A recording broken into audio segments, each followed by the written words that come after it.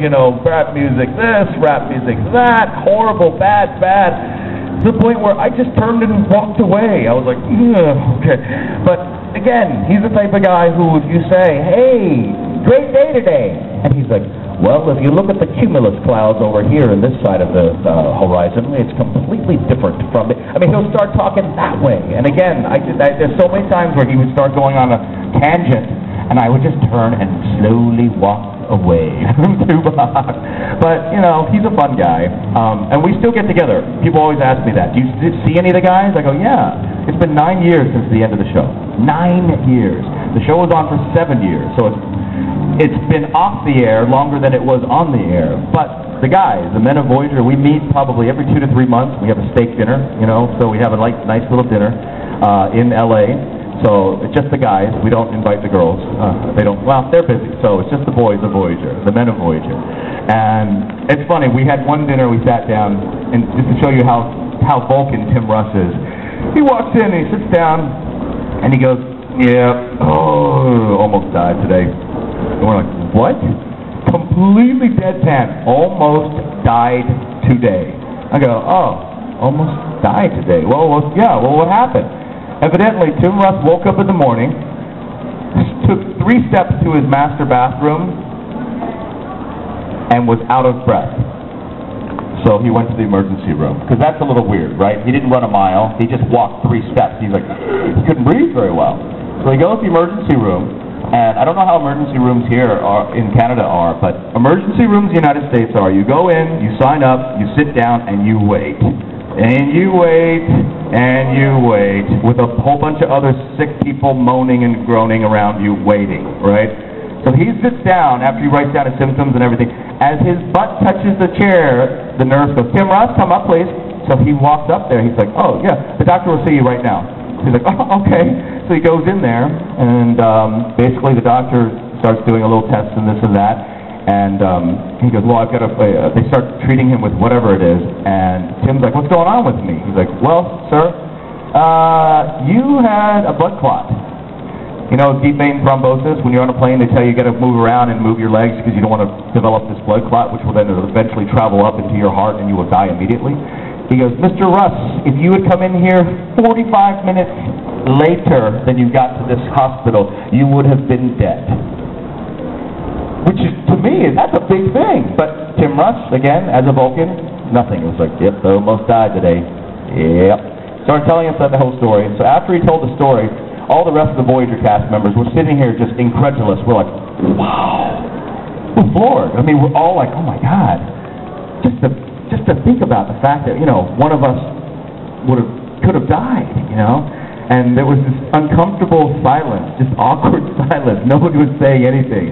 So I chimed in. I go, "Well, Tim, seeing that you almost died today, I think you should pick up the check for everybody on this dinner, eh?" And he's like, "No." He didn't go with that one. But Tim Russ is truly the Vulcan man. But as much as he is a Vulcan in real life, he loves practical jokes. That man was the biggest practical joker on the set, by far. We figured that out in the pilot, in Caretaker, because Caretaker sucks us from the Alpha Quadrant to the Delta Quadrant, right? And what he's doing is he's trying to find a mate. So he's doing all those DNA testing on us with those... You remember that scene? We're all lying on the alien biobed, and these big needles are coming down into us to test our DNA. And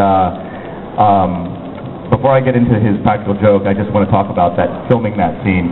So they've got us dressed in kind of skin-colored like tights. The guys are wearing like skin-colored tights because we're supposed to be naked on these biobeds with a gray blanket over us, a silver blanket. And the woman all the women on the show had tights, just a bodysuit that was body-colored, right? So they gave us robes, and we had robes on, and while we were filming, we'd have to take the robes off, get on this thing, and put the blanket over us, and they'd hit some remote control, and this needle would come into everybody's chest.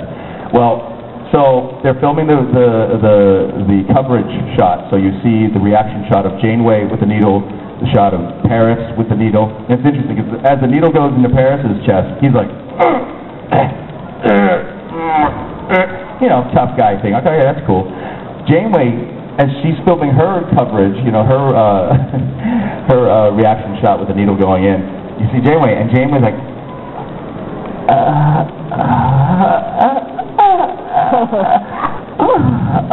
it didn't sound like Thane. It really didn't. It sounded like something else was going on. I'm like, oh my Lord, okay. So then as an actor, I'm sitting there thinking, okay, you got tough guy, you got possibly sexual sounds, and then now it's my turn to go on the block. What should I do? And as an actor, I thought, all right, if you're taking a 4-foot needle and you're going to stick that in my chest cavity, possibly no anesthesia, I'm going to scream my head off, right? So as an actor, that's how I prepared. And the needle comes in, I'm like, ah! Just screaming my head off. And all of a sudden, I remember going online, looking at a Star Trek chat room after the pilot aired, and people were like, wow, you're like Chekhov. You scream just like Chekhov. I'm like, great, that's good. Thank you. Anyway, so before we film this, everyone's in the robes, right? So Tim Russ, before he does his coverage, he's got his robe on, and he makes an announcement. See, we don't know each other that well. All I know is that he hates rap music, okay? So I look at him, and everyone's looking at him. He's like, yeah, I got to make a quick announcement right now. Before I take off my robe, please, I hope nobody will laugh or make it react adversely. I'm very self-conscious about my body, and now I'm thinking, and he's totally serious, right? He's not laughing or anything, and I'm thinking, what is wrong with his body? Does he have leprosy?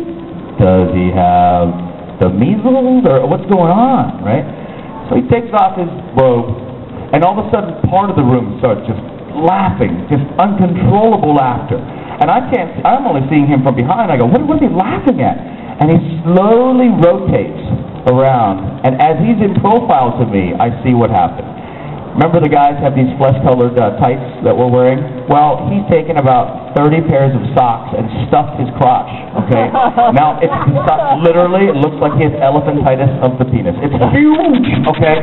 As he's turning around in silhouette, he's just totally serious. He's not laughing at all with this massive crotch, okay? And everyone's going, oh my God, you know? That's how we knew that he was the practical joker. He started with the crotch thing, right? And again, he doesn't even laugh. He just sits there totally serious about it, you know, with the big elephant crotch. It's pretty funny. So he's always been the prankster, and I would say premeditated prankster, because there's different types of pranks. One that you think off the cuff, and the one that you plan for days, okay? Tim Russ plans them for days. He's very specific about that. So, does that answer your question? Kind of, sort of? Yeah, all right.